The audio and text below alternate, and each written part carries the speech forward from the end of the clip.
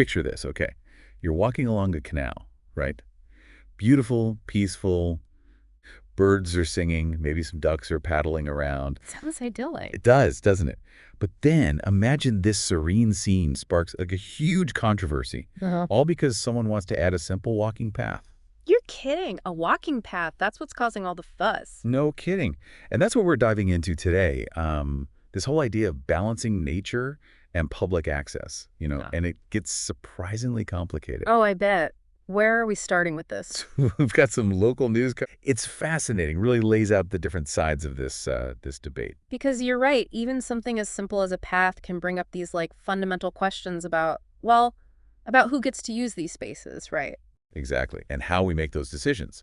But hold on, let me give you the background. So the city council, they want to make this existing path, they call it Trampesti, which I guess is Danish for trail anyway. They want to make it nicer, easier to use. Makes sense. Improve what's already there. But I bet there's more to it. There is. See, this Trampesti, it's not some man-made thing. It's already a well-worn path used by roe deer. Ah, so you're talking about potentially disrupting wildlife to make it more convenient for people. I see where this is going. Yeah, and it's not just about convenience, right? One resident who's known the area forever, they were saying how the deer, they use these paths in such specific ways, like they've established their own little routines. Just almost like their own little deer highways, right? I mean, can you really call it creating a path when nature kind of already did it? It's like, well, WE didn't pave it, nature did. It's a funny way to think about it. It makes you question, what does it really mean to design something in an environment like this? Are we imposing ourselves or just sort of formalizing what already exists? That's deep, man. It's like when people say they discovered a river or something, like it was always there. Right. We often think of ourselves as visitors in these natural spaces, but we're really just another species trying to share the same resources. And that's not always pretty. And sometimes it gets messy. Like take this whole issue of safety on the path. That's become a big part of the debate too. Safety? How so? Well, some people are saying that if there's no lighting, especially at night, it could be dangerous, especially for women. That's a valid concern. Feeling safe in public spaces is important, and it connects to this whole thing about how we design cities to be welcoming for everyone. Totally. But then, of course, there's another side to that. Let me guess. Lighting might make people feel safer, but what about the wildlife?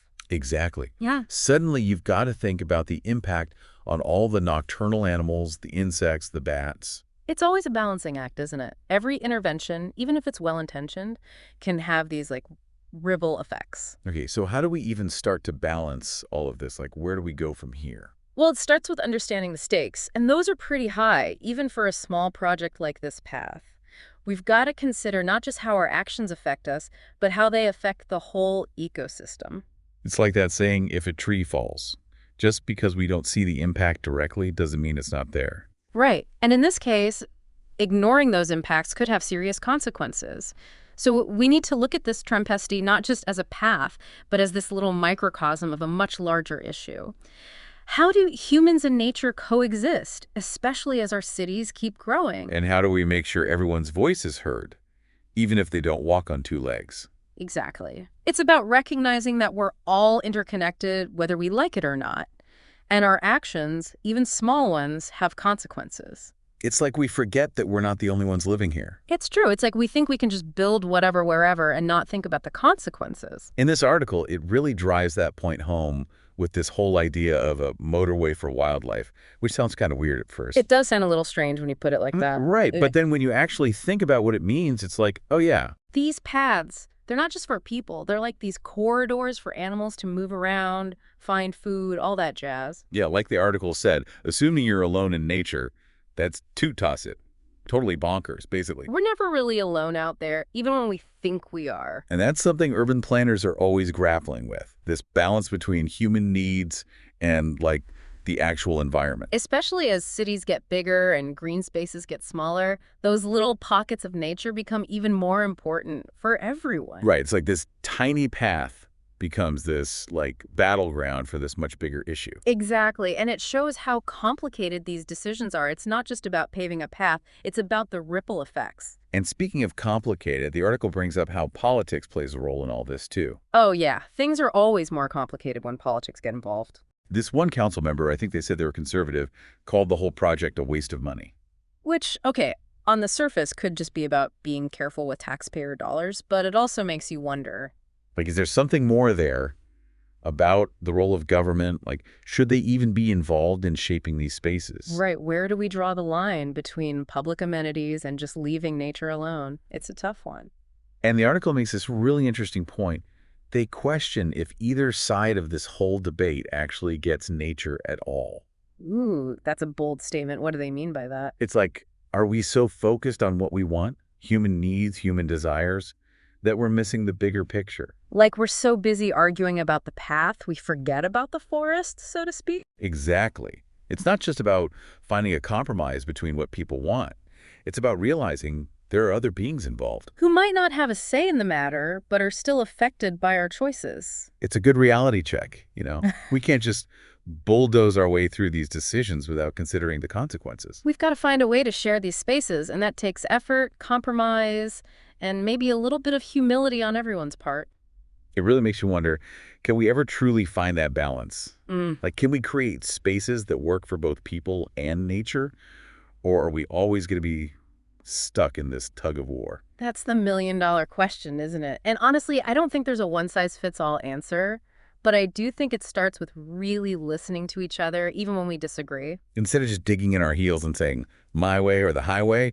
Exactly, because Yeah. we're all in this together, right? We've got to Yeah. find common ground. And this whole thing, this Trampesti debate, it might seem small, but it really highlights these huge questions we're facing globally. It's like this tiny microcosm of this much bigger issue about how humans and nature can coexist. Exactly. And it makes you realize how easy it is to get caught up in our own little bubbles, you know?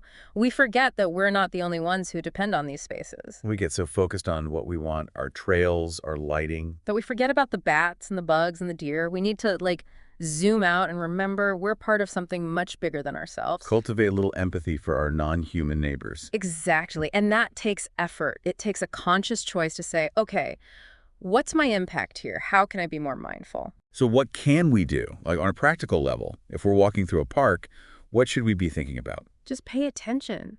Look around, see what kind of plants and animals are there. Notice the signs of human activity. Become more aware of our surroundings instead of just zoning out on our phones. Yes. And once you start paying attention, then you can start asking those tougher questions like, how are my actions affecting this place? Can I make different choices? About being more intentional, right? Exactly. We can all be better stewards of the environment, and it starts with those small, everyday choices. Well said.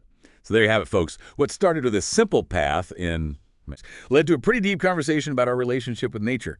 And hey, maybe that's the takeaway here. Even small actions like choosing where we walk can have big ripple effects. So think about your impact, be mindful of your surroundings, and let's all try to tread a little lighter on this planet.